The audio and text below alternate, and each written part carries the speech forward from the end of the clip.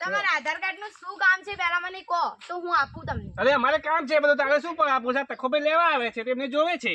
હા તખા કાકા જોવે છે મને ખબર છે અરે જે હોય હાલ પણ એમને પણ શું કામ છે તો હું આપું ને આધાર કાર્ડ. કેટલું પૂછો છો લે?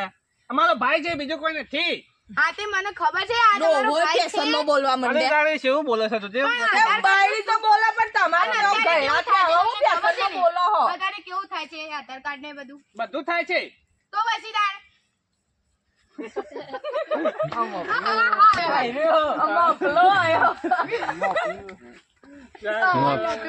માફા ફૂમટું આમ રહી ગયું. અરે ફૂમતું આમ અટકું કર લે.